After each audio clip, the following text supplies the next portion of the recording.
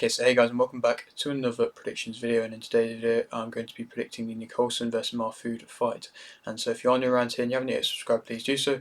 Like the video if you do indeed like the video, and let's get straight into it. Nicolson going into this fight is 9-0 with 1 KO, and Mahfoud is 14-1 with 3 KOs. This fight is for the vacant WBC World Featherweight title. Nicolson's last fight was a win via TKO in round 9 versus Wildheart, and Mahfoud's last fight was a win via unanimous decision versus Acuna. Nicolson is a southpaw. Nicolson is 28 and Mahfoud is 34. Mahfoud's loss came via unanimous decision versus Serrano in 2022.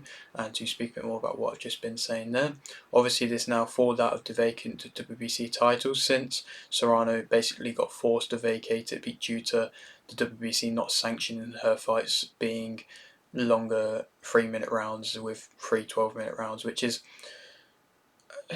I personally believe that it's not good that the WBC aren't sanctioning it. Obviously, it's a rule, I suppose, that has been around boxing for a long time. Them kind of 10-minute rounds for women's, 10 2-minute rounds for women's fights. But when you see a fighter progressing and wanting to step up, then why not let them? And why restrict them? Obviously, I don't know the whole context of where the original rule came from, so maybe there is a purpose for it, but I think it shows the WBC possibly to an extent being stuck in the past to an extent with that aspect. But obviously we've got this fight now, and I suppose to an extent it makes the featherweight division for the women's more interesting, because there's not just going to be one champion in Serrano. Obviously she's been such a dominant champion. Now at least there's another competitor who can come on and actually fight for an available title. Nicolson, obviously she got her first stoppage in that last fight. It was against somebody in Wildheart who I've had the pleasure of speaking to, and she has fought some tough girls. Wildheart, she fought Mayer and put up a very valiant effort, and for her to get stopped against Nicolson, it was an impressive performance. It was unexpected. Obviously, it was her first stoppage, and I think even Nicolson maybe thought it was a little bit unexpected, but it shows that what she was doing was good. The fundamentals are very good, and the consistency of what she was doing was hurting and damaging. And obviously, the power's not really anything special, but when you're consistently landing it, then it is going to cause damage, and that's what she seemed to do, and it seemed to work. And so credit to her. It shows her development as a fighter. I believe with every fight she is improving, and when you get to this level, you often don't see fighters, they seem to reach their peak when they get to a world championship level, but if you can still see improvements coming at this world championship level, then that's an even better thing, and that's what you kind of want, really.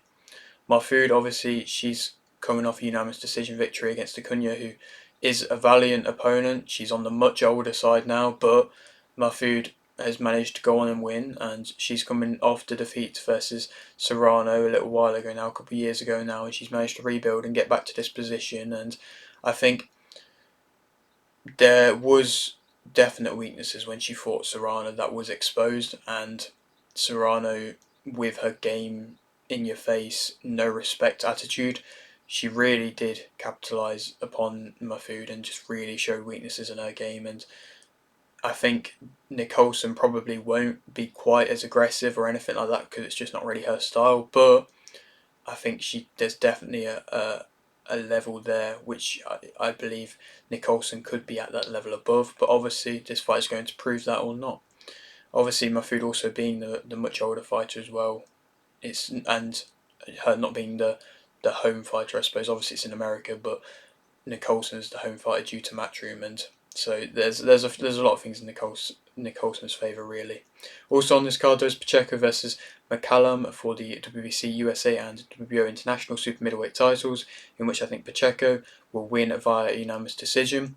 It's an interesting fight. I think it's still good to see Pacheco developing. I don't think you should put him into a world title fight just yet, but against an unbeaten opponent, somebody who's ranked and is going to be coming for a fight and is a bit of an unknown, but from what I've seen, he looks alright. Like, there's nothing really poor about him, but I think Pacheco's still going to be able to capitalise, and I think his aggressive nature won't be able to stop McCallum, because obviously as an unbeaten fighter, McCallum, he's not really just going to be mowed over, and I don't think he's going to be easy work.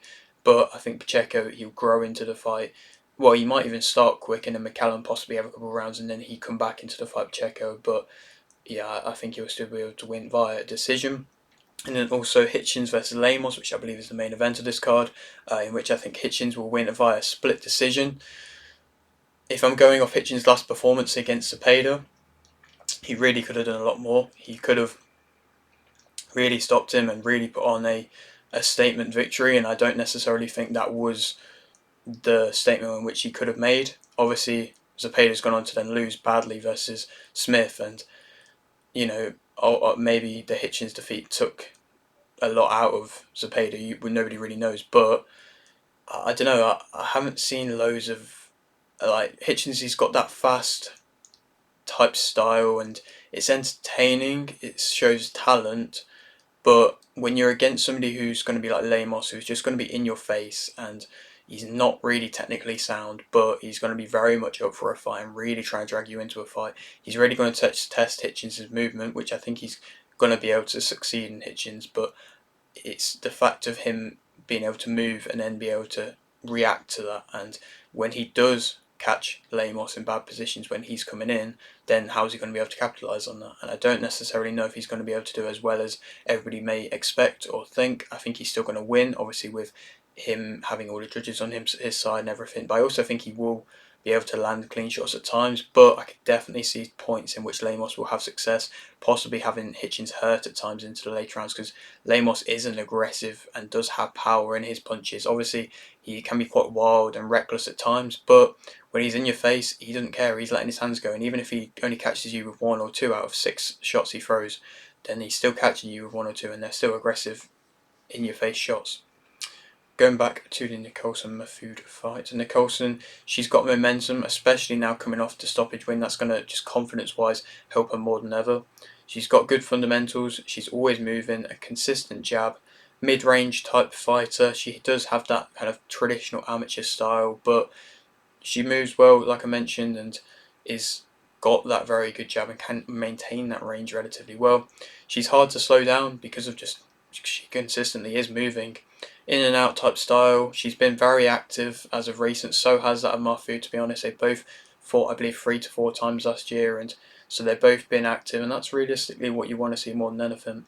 She's got speed, Nicolson. She counters well. Like I mentioned, she's improving, and she does have that longer reach than that of Mahfoud. And yeah, she pretty much just did the same thing pretty much all night against Wildheart with the jab or the straight shots, and it worked. It worked. It got her out of there in the end. And when things are working so well, then what's the point in changing them? And that's just what she didn't really change anything, but she didn't really need to change anything, and so she still won anyway. And it was a good performance, like I mentioned. Negatives about her, I mean, against physical pressure, we haven't really seen too much against physical pressure and explosive pressure and how she actually manages to deal with that.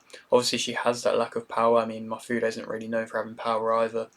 She moves back straight a lot of the time with her kind of chin in the air a lot of the time as well. Leaves her punches out when she can be a little bit lazy with her punches at times and can leave them just stretched out, and then you can get countered doing that. Predictable at times, like I mentioned, she pretty much did do the same thing with the long reach the whole night against Wildheart, but it can become predictable, and if you can counteract it and find a way to counteract it, then it's there for the taking, in my opinion. Turning up the pace, fully committing to her shots is something which I don't feel like she's always doing. Aggression, I feel like she has a lack of aggression, which isn't always a bad thing because it means you're not being quite as wild and it's well disciplined, in which she is. But it just means that she's not necessarily capitalising, in my opinion, when there's availabilities. Has quite a weak guard, often has her guard very low down.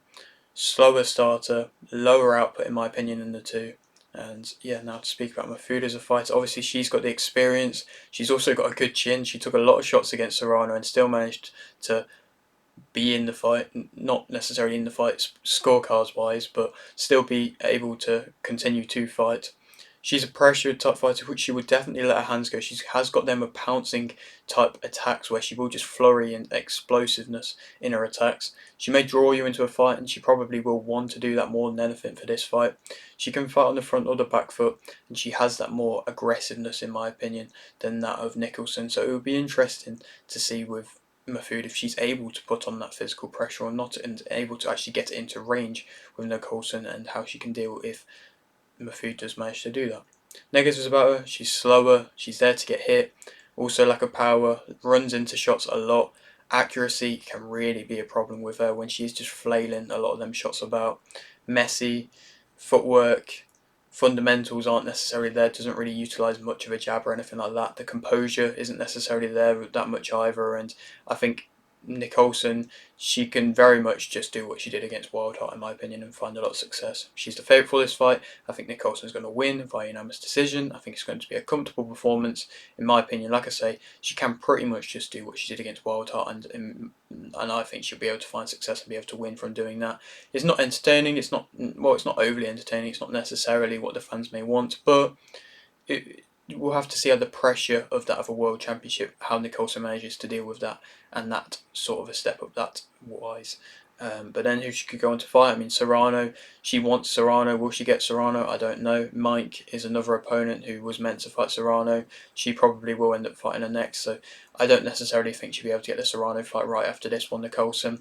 But the Chapman fight is a great fight. I would love to see that fight to happen, and I hope it does happen now that they have that kind of bond between Matchroom and Queensbury now. But we'll have to wait and see.